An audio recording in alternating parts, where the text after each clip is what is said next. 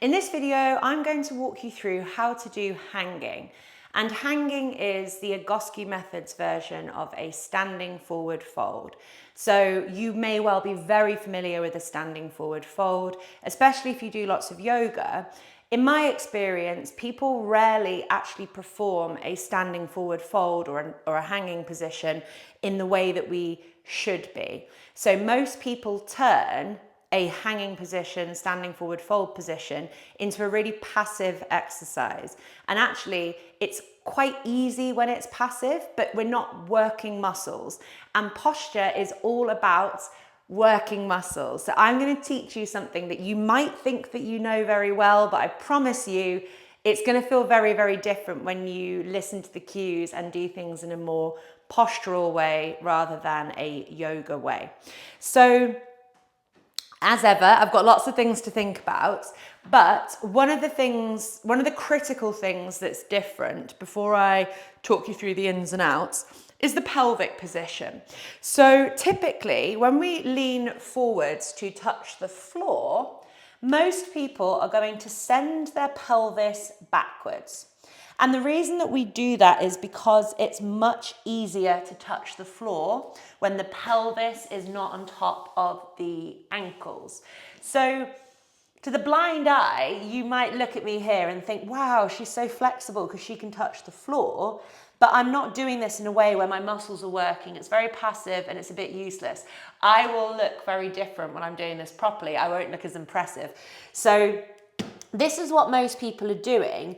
And the actual main kind of underlying thing that you need to get your head around when you do a hanging position is that it's not really about touching the floor, it's about keeping your pelvis over the top of your ankles. So what I want you to do before we think about anything else is just to try and get yourself into this type of position.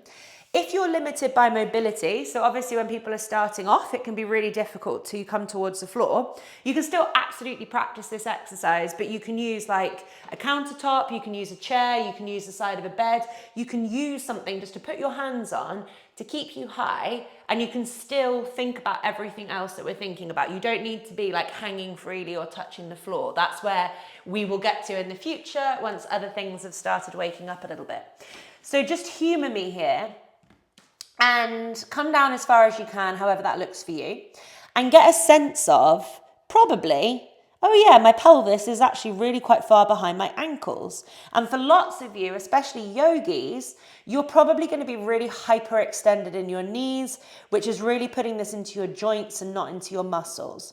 So the reason that we do this as such a common compensation is number one, when the knees are buckling backwards, the ankle is in plantar flexion, which most people are better at than dorsiflexion, which is the opposite. And when you're doing this, you're not in true hip flexion, you're using the pelvis to cheat. So what I want you to try and do is soften your knees slightly, and you're just going to walk your hands forward, whether that be on a bed or a chair or on the floor. And I want you just to practice the feeling of how it feels to have your ankles in alignment with your knees and with your hips. And so what happens when we're doing this is we're putting the ankle into dorsiflexion. So for lots of people, they think with a forward fold position that the reason that they can't do it is because I hear a lot people think their hamstrings are tight, or people think that their back is tight. They feel the restriction in their hamstrings or their lower back, but it's probably not those areas that are actually causing them the problem. For most people, it's a lack of ankle dorsiflexion, which presents itself as the buckling backwards of the knees, and it's a lack of hip flexion, which means that the pelvis can't roll over the head of the femur. And so when that happens, that's where you feel the stretch in the hamstrings, but actually it's about hip flexor strength rather than it being about hamstring mobility as such. So just stand here for a second and get yourself used to how this will maybe feel different. You might notice that you're getting more stretching through your calves, which is great, and that's a sign that you're dorsiflexing your ankles. You may also notice that you've got a great deal more weight through the fronts of your feet, which is amazing because the more weight you put through the front of your feet, the more you're going to connect to your hips to be able to get deeper into this fold. So this is kind of a supported version, and there's absolute merit to just practicing this. Like, this in itself might feel quite tiring, but I'm going to walk you through the Egoscue method version of this, and you'll see how much more limited I am in this exercise when I do it that way rather than the yoga way. So what we are thinking of, I'm just going to walk you through the front view first before the side view, is we've got to consider our toes, our ankles, our knees and our hips as being parallel and hip width apart and truly parallel. So you are making sure that it is the second and third toe joints and the space in between that you are lining your feet on your two train tracks. It runs through the top of your foot in the middle of the ankle, middle of the knee and the middle of the hip. You are not twisting those toes out to the side. What that does is it twists your hips in the socket, and as you bend forward, it's going to create restriction and stop you from being able to do it functionally. So I really want the feet in alignment with the hips like this, and you might feel a bit strange, but strange is good because strange is challenge. The other thing I want you to think about as you bend forwards is where your kneecaps are going directionally.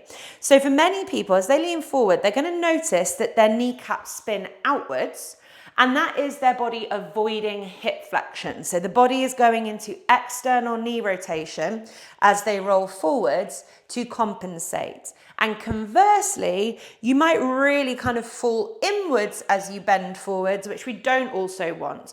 So we're really trying to think about the hips, the kneecaps, the ankles and the toes facing in the same direction, which is straight ahead.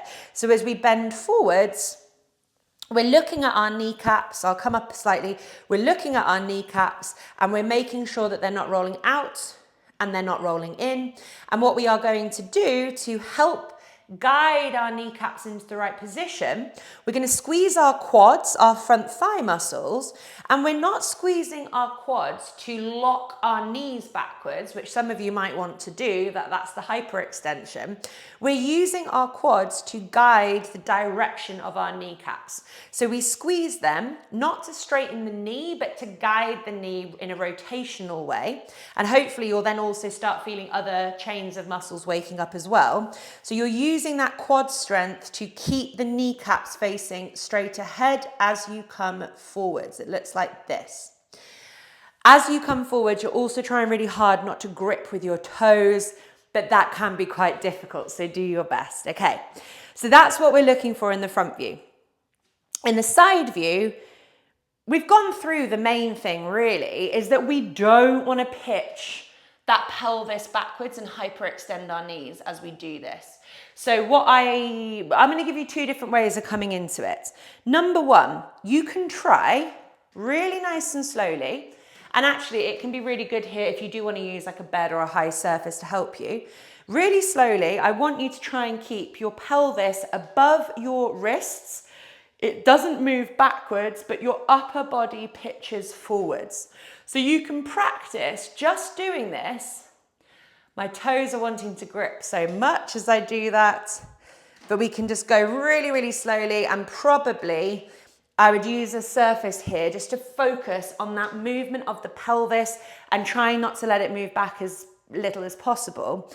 But the way that I like to do it is to accommodate some compensation, some cheating, but in a way where we're moving with intention in the right direction. So rather than just doing this and not thinking about it, we can get ourselves into this position, but we can then try and move ourselves into a better position.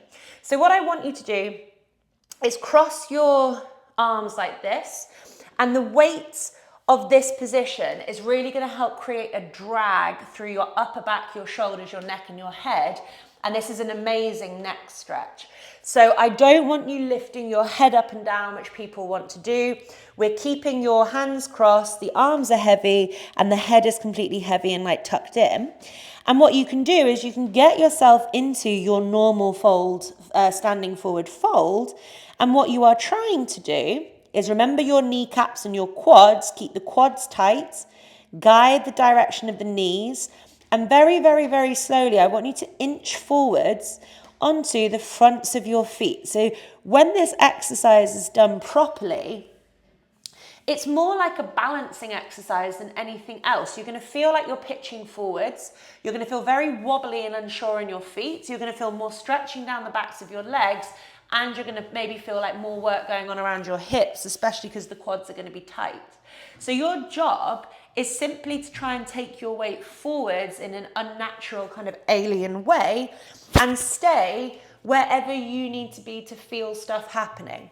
So I am perfectly aware of the fact that when I do this, I'm not perfectly in alignment. My pelvis is still behind my ankles, but my intention is that I'm going forwards so that the muscles through my feet and legs are waking up quite differently, and that's where the change will happen. And by the way, top tip, if I had done some foot function exercises before I had done this, I would be able to do this in a much better way. So I have some dysfunction around my feet, which prohibits me from achieving the kind of ankle dorsiflexion.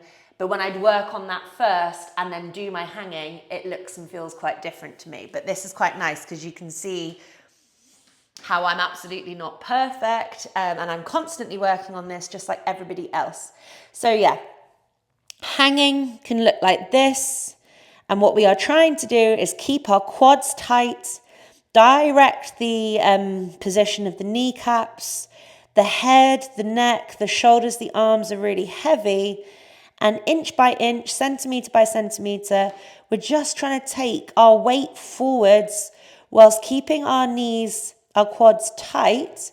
We're not trying to push backwards and buckle into our knees, because if you do that, you're going to lose this angle at your feet. So just keep a little bit of softness in your knees, and your work is on taking that pelvis forwards.